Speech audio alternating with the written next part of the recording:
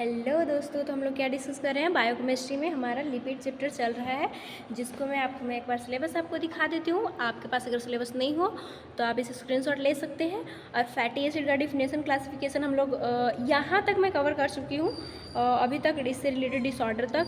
और जब भी आप कोई चैप्टर पढ़ते हैं तो प्लीज़ आप उसका मेटाबॉलिज्म वाला ज़रूर पढ़िएगा, क्योंकि उसी से क्वेश्चन आने की ज़्यादा चांसेस हो। आपको पूरा पता और मेटाबॉलिज्म में बहुत सारे जो प्रोसेस आते हो, और अगर आप नहीं पढ़े तो आपको मतलब प्रॉब्लम हो सकता है। यूनिवर्सिटी एग्जाम में ज़्यादातर मेटाबॉलिज्म प्रोसेस से पूछता है, तो हर चीज़ का मैं मेटाबॉलिज्म का सेपरेट वीडियो डाल चुकी हूँ।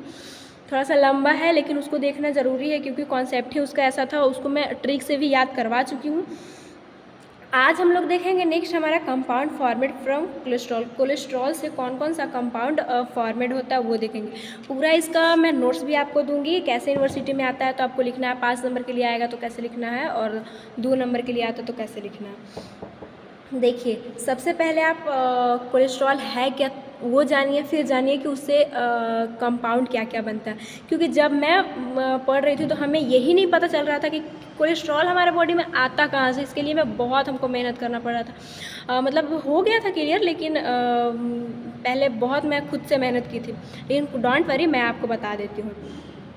सबसे पहले आप देखिए आता कहाँ से, उसके लिए मैं बता देती हूँ। कोलेस्ट्रॉल जो है वो फाउंड होता है हमें animal fat, note of plant fat. मिलता कहाँ से है तो वो फैट से ही मिलता है।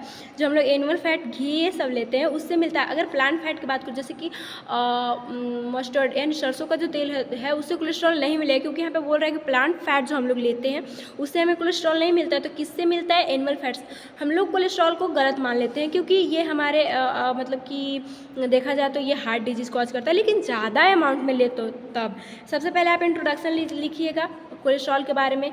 Cholesterol is 27 carbon lipid containing complex organic ring. Organic ring क्यों? क्योंकि इसमें कार्बन पाया जा रहा है, जिसको क्या बोलते हैं? साइक्लोपेंटेनोइक पर हाइड्रोफेनेथ्रीन, जिसको शॉर्ट फॉर्म में CPP आप बोल सकते हैं। इसका इंट्रोडक्शन हो गया। फिर आप ये पॉइंट लिख दीजिए कि कहाँ से आता है। फिर आपको डिफिनेशन लिखना है। डिफिनेशन में आप क्या लिखिएगा? इट इज़ अ वैक्सी या फिर फैट लाइक सबस्टांस कोलेस्ट्रॉल, क्योंकि उसी से मिल रहा है हमें। तो फाउंड इन अ ब्लड, हमारे ब्लड में पाया जाता है। That our body need to good health but right amount. ये हमें हमारे लिए गुड है, ऐसा नहीं है कि बैड है, पर आप ज़्यादा लीजिए। किसी चीज़ का ज़्यादा हो जाना, क्योंकि ये बेचारा चिपक जाता है, यही इसका गलती है। कई चीज़ का प्रिकर्सर करता है हमारे बॉडी में, बनाता है, तो वो तो हेल्पफुल है लेकिन ज़्यादा अमाउंट में नहीं। फिर आप इसका केमिकल फार्मूला लिखिएगा क्या होता है, क्योंकि देखे थे हम लोग उधर कि कार्बन जो है वो 27 कार्बन से बनता है। तो इसका फार्मूला क्या होगा? C27 और H46O। ये आपको ध्यान रखना होगा और ऐसे लिखना भी होगा। एग्जामिनर बहुत इम्प्रेशन की उसको फार्मूला भी याद है, डीपली ये बच्चा पढ़ा है। नॉर्मल वैल्यू इसका क्या होता है? तो 200 mg/dl भी आपको लिखना है। इससे ज़्यादा होता है तो वही आर्थरोस्क्लेरोसिस सब देखने को मिलता है। कम भी होना बहुत ज़्यादा मतलब नुकसान देता है। तो कंपाउंड फॉर्मेट फ्रॉम कोलेस्ट्रॉल, तो यही आपको देखना भी है। तो इस बात को आप ध्यान रखिए। कुछ इसका डिस्कस भी मैं कर दूंगी। तो formation of bile salt in a water, मतलब कि बाइल साल्ट बनाने में हेल्प करता है। सेल वाल भी कोलेस्ट्रॉल बनाने में हेल्प करता है, क्योंकि हमारा सेल वाल किस किस चीज़ से बना होता है? कोलेस्ट्रॉल हो गया, फॉस्फोलिपिड हो गया, कार्बोहाइड्रेट हो गया, प्रोटीन हो गया, इससे हमें बनता है। देखिए कोलेस्ट्रॉल से, तो ये फॉर्मेशन ऑफ सेल वाल में हेल्प कर रहा है ना। Production vitamin D, vitamin D के प्रोडक्शन में हेल्प करता है, और ये मैं आपको दिखाऊंगी कैसे। और help in absorption calcium, help build new tissue और रिपेयर एग्जिस्टिंग टिश्यू। मतलब कि न्यू टिश्यू के बिल्ड करने में हेल्प करेगा और उसको रिपेयर भी करता है टिश्यू को। Transportation of nerve impulse, nerve impulse को ट्रांसपोर्ट करने में मतलब कि नर्व इम्पल्स जो हम लोग सेंसरी माइलिन शीथ जो है ना, इसी का मतलब बना होता है।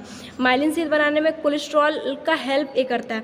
तो माइलिन शीथ न्यूरॉन में होता है और ये इन्फॉर्मेशन पहुंचाने में हेल्पफुल रहता है ना। तो इसी तरह से ट्रांसपोर्टेशन ऑफ नर्व इम्पल्स, तो इस तरह से आप लिखिएगा। और फिर आप अब हम लोग फाइनली देखेंगे कैसे कैसे बनता है। देखिए आप कंफ्यूज मत होइए, कंपाउंड फॉर्म है फॉर कोलेस्ट्रॉल और फंक्शन कोलेस्ट्रॉल, इस तरह से आप कोलेस्ट्रॉल का फंक्शन भी आप मान सकते हैं। और जैसे फॉर्मेट आखिर ये बना रहा है ना सेल वाल, तो सेल वाल इस तरह से बन रहा है, और कैसे कैसे बन रहा है वो भी मैं आपको एक बार दिखा देती हूँ। तो देखिए cholesterol is a precursor of important compound in a body. आप चाहे तो इसको फंक्शन के रूप में लिख सकते हैं या फिर कंपाउंड फॉर्मेट फ्रॉम के भी लिख सकते हैं। और यहाँ पे आप प्रिकर्सर के रूप में तीनों को आप हाईलाइट करके प्रोसेस के थ्रू भी आप समझा सकते हैं। तो कौन को किसके लिए प्रिकर्सर है, मतलब प्रिकर्सर मतलब बनाना, तो यही हमसे पूछ भी रहा है। तो ऑल स्टेरॉइड हार्मोन बनाता है। स्टेरॉइड हार्मोन कौन कौन सा है, सेक्स हार्मोन हो गया जिसमें कि टेस्टोस्टेरोन एस्ट्रोजन आता है, तो उसको बनाने में कोलेस्ट्रॉल हेल्प करता है। नेक्स्ट हमारा ग्लूकोकॉर्टिकॉइड्स जो कि स्टेरॉइड हार्मोन है।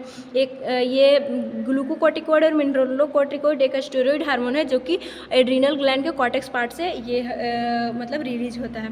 फिर विटामिन D3, और इसको बनाने में कौन हेल्प करता है, कोलेस्ट्रॉल। और हम लोग वही पढ़ रहे हैं कि कंपाउंड फॉर्म में कोलेस्ट्रॉल से कौन कौन सा मतलब कि चीज़ बनता है। फिर विटामिन D3 बनाने में हेल्प करता है हमारा। विटामिन D3 को आप न्यूट्रिशन में पढ़ चुके हो, कॉलीकैल्सिफेरॉल बोलते हैं। It is synthesis from seven dehydroxy cholesterol. देखिए यहाँ पे cholesterol in a skin on exposure of sunlight.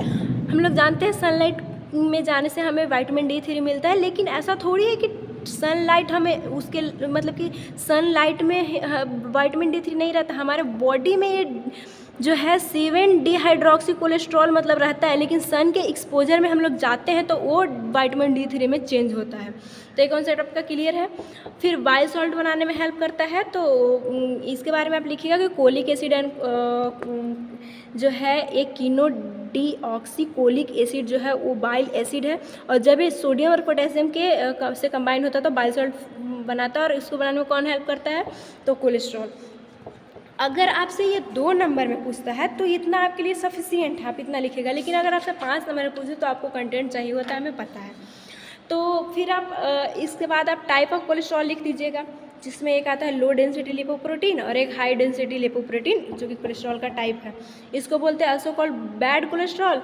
क्योंकि ये क्यों बोलते हैं, क्योंकि it increase the risk of heart disease और हार्ट स्ट्रोक। अगर ये ज़्यादा हो जाए, जम जाए, तो हार्ट डिजीज होने का चांसेस होता है। हार्ट स्ट्रोक कैसे, देखिए एक नॉर्मल ब्लड वेसल्स है, ये इससे ब्लड जा रहा है, लेकिन कुछ चीज़ जम जाएगा तो फिर ब्लड का अच्छे से फ्लो हो पाएगा, तो नहीं। तो ये लो डेंसिटी लिपोप्रोटीन जिसको बैड कोलेस्ट्रॉल बोलते हैं, ये जम जाता है और अच्छे से नहीं हो पाता है ब्लड का फ्लो, जिसके कारण स्ट्रोक आने की चांसेस रहती है। फिर नेक्स्ट है हमारा टाइप हाई डेंसिटी लिपोप्रोटीन। इसमें क्या होता है, इसको अल्सो कॉल्ड गुड कोलेस्ट्रॉल। क्यों बोलते हैं गुड कोलेस्ट्रॉल, क्योंकि absorb cholesterol from the blood carries back to liver, then liver flush from the body.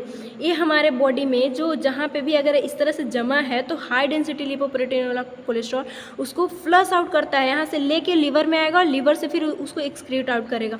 तो जो चीज़ हमारे बॉडी के लिए अच्छा है, ये अच्छा काम कर रहा है ना, ये ऐसे स्ट्रोक आने की चांसेस थे, ये जमा हुआ को हटा रहा है, फ्लश आउट कर रहा है, तो इसलिए इसे गुड कोलेस्ट्रॉल बोलते हैं। It is a lower risk of heart disease.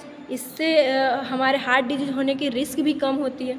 तो ये आपका कोलेस्ट्रॉल हो गया। किस तरह से आपको यूनिवर्सिटी में सबसे पहले कोलेस्ट्रॉल लिखिए, इसका फंक्शन लिखिए, या फिर कंपाउंड के लिए मैं अलग ही आपको बता दी, तो उस तरह से आप लिख सकते हैं, और इसका टाइप्स लिख सकते हैं। तो थैंक्स फॉर वॉचिंग। मिलेंगे नेक्स्ट वीडियो में, जो कि आपका नेक्स्ट टॉपिक होगा इस कीटोन बॉडी का। तो हम लोग कीटोन बॉडी का तो देख भी लिए हैं कि कैसे बनता है, तो ये पढ़ना बहुत आसान होगा। तो मिलेंगे नेक्स्ट वीडियो में। अगर वीडियो समझ में आ रहा, पसंद आ रहा हो, तो प्लीज़ चैनल को सब्सक्राइब कीजिए, दोस्तों में शेयर कीजिए ताकि उनको भी हेल्पफुल रहे। और हो सकता है इसका मैं 1 शॉट भी डाल दूँ, तो 1 शॉट भी आप देख लीजिएगा, प्लेलिस्ट में आपको मिल जाएगा। और आज के लिए बस।